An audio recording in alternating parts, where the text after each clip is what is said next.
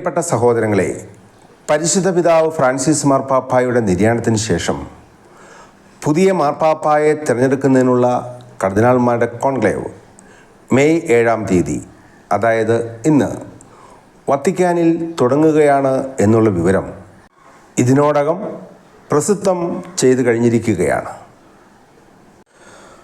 പുതിയ മാർപ്പാപ്പായെ തിരഞ്ഞെടുക്കുന്നതിനുള്ള കോൺക്ലേവിന് മുമ്പായി സഭാഭരണത്തിൽ മാർപ്പാപ്പായെ സഹായിക്കുന്ന കർദിനാൾമാരുടെ തിരുസംഘം വോട്ടവകാശമുള്ള 80 വയസ്സിൽ താഴെയുള്ള കർദിനാൾമാരും 80 വയസ്സ് കഴിഞ്ഞ് ഇപ്പോൾ റോമിൽ സന്നിഹിതരായിരിക്കുന്ന കർദിനാൾമാരും ഒരുമിച്ചുകൂടി ഈ ദിവസങ്ങളിൽ സഭയുടെ മുന്നിലുള്ള പ്രധാനപ്പെട്ട വിഷയങ്ങൾ, സഭ ഇന്ന് ലോകത്തിൽ നേരിടുന്ന പ്രശ്നങ്ങൾ, സഭ ഭാവിയിലേക്ക് ചെയ്യേണ്ട കാര്യങ്ങൾ, സഭയെ നയിക്കേണ്ട മാർപ്പാപ്പായുടെ കർമ്മ പരിപാടിയിൽ ഉണ്ടായിരിക്കേണ്ട വിഷയങ്ങൾ എന്നീ കാര്യങ്ങളിലെല്ലാം ദൈവാരൂപിയുടെ പ്രേരണയാൽ ഒത്തുചേർന്നുള്ള ചർച്ചകളും നിഗമനങ്ങളുമൊക്കെ നടക്കുന്നതായി മാധ്യമങ്ങളിലൂടെ നാം അറിയുന്നുണ്ട്.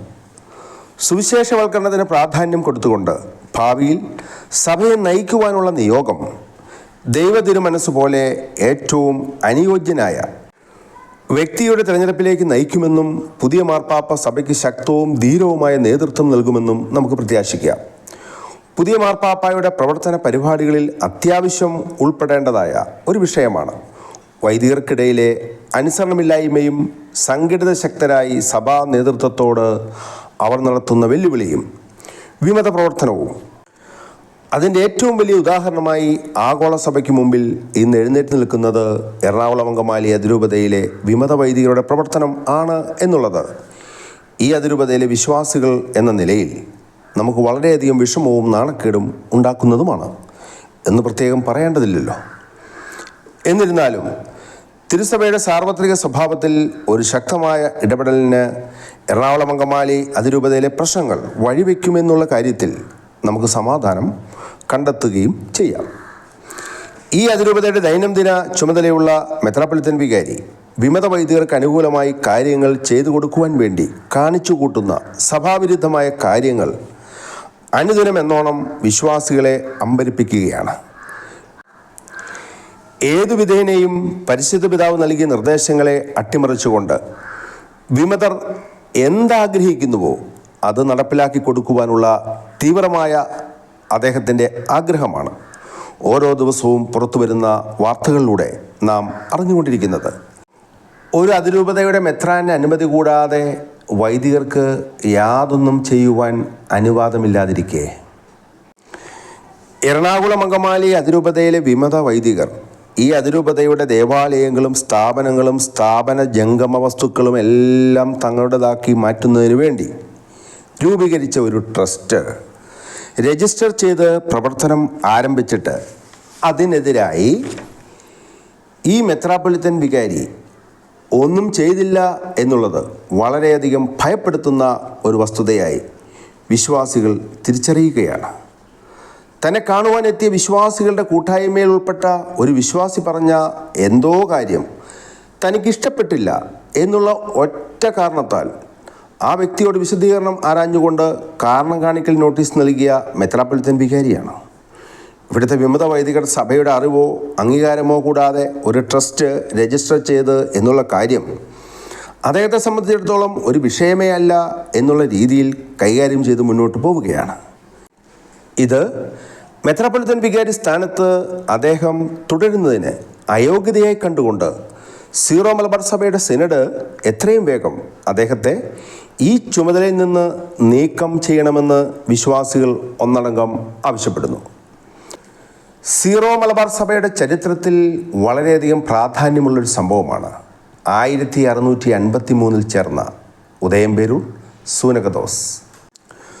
നൂറ്റാണ്ടുകൾക്കിപ്പുറം ഉദയംപേരൂർ വീണ്ടും സീറോ മലബാർ സഭയുടെ ചരിത്രത്തിൽ സ്ഥാനം പിടിക്കുകയാണ്. ആ ദേവാലയത്തിലെ ഏകീകൃത കുർബാന അർപ്പിക്കുകയില്ല എന്ന് ശാഠ്യം പിടിച്ചിരുന്ന വൈദികൻ തൽസ്ഥാനത്ത് നിന്ന് മാറിപ്പോയതിനെ തുടർന്ന് പുതിയതായി എത്തിയ വികാരിയച്ഛൻ്റെ നേതൃത്വത്തിൽ ആ ഇടവകയിൽ അർപ്പിക്കുന്ന എല്ലാ വിശുദ്ധ കുർബാനകളും സീറോ മലബാർ സഭയുടെ ഔദ്യോഗികമായ വിശുദ്ധ കുർബാനയാണ് എന്നുള്ളത് വളരെ സന്തോഷപൂർവ്വം ഇന്ന് വിശ്വാസികൾ കണ്ടുകൊണ്ടിരിക്കുകയാണല്ലോ.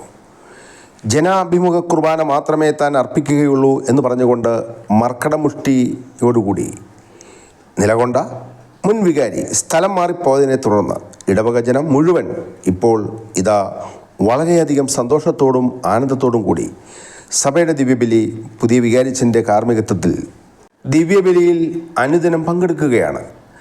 എറണാകുളം അങ്കമാലി അതിരൂപതയിലെ മുഴുവൻ ദേവാലയങ്ങളുടെയും കാര്യമാണ് എന്ന് സീറോ മലബാർ സഭയുടെ മെത്രാന്മാർ അറിഞ്ഞിരിക്കട്ടെ.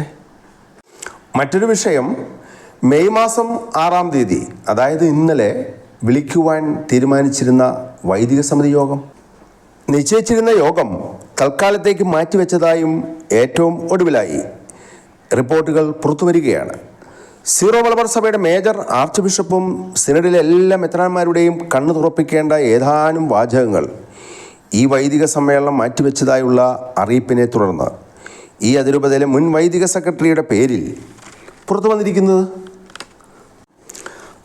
അതിൽ പറയുന്നതനുസരിച്ച് മേജർ ആർച്ച് ബിഷപ്പിൻ്റെ നിർദ്ദേശമനുസരിച്ച് വൈദിക സമിതി യോഗം ചേരുന്നത് താൽക്കാലികമായി മാറ്റിവെച്ചിരിക്കുകയാണ് എന്നും, എന്നാൽ എറണാകുളം അങ്കമാലി അതിരൂപതയിലെ പ്രശ്നങ്ങൾ എത്രയും വേഗം തീർക്കുന്നതാണ് എല്ലാവർക്കും നല്ലത് എന്നുള്ള ഒരു മുന്നറിയിപ്പും മുൻ വൈദിക സെക്രട്ടറി നടത്തിയിരിക്കുന്നതായി കാണുന്നു.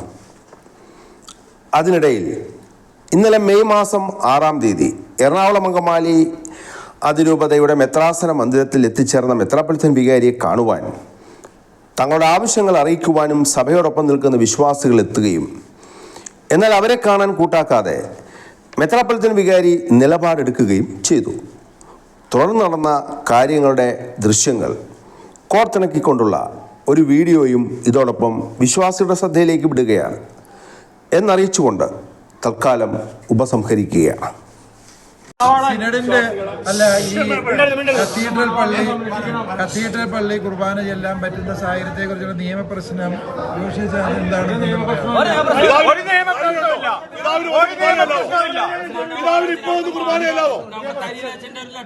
ഒരു നിയമപ്രശ്നവും ഇല്ല.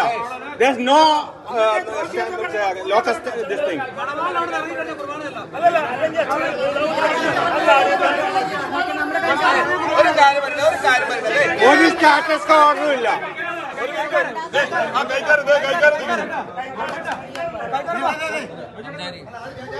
ഒരു കാര്യം ഞാൻ പറയട്ടെ അച്ഛനോട്, അല്ല പിതാവിനോട്. ഈ പിതാവ് സ്ഥലം മാറ്റിയ അച്ഛന്മാര് സ്ഥലം മാറി പോവാത്തവർക്ക് ഞങ്ങൾ മാറ്റി കൊടുക്കാം. അച്ഛൻ അതാത് പൊതുശാലി ഒരു കത്ത് അപ്പത്താ ഞങ്ങൾ 24 മണിക്കൂറിൽ അച്ഛന്മാരോട് ഇറക്കിവിടാം.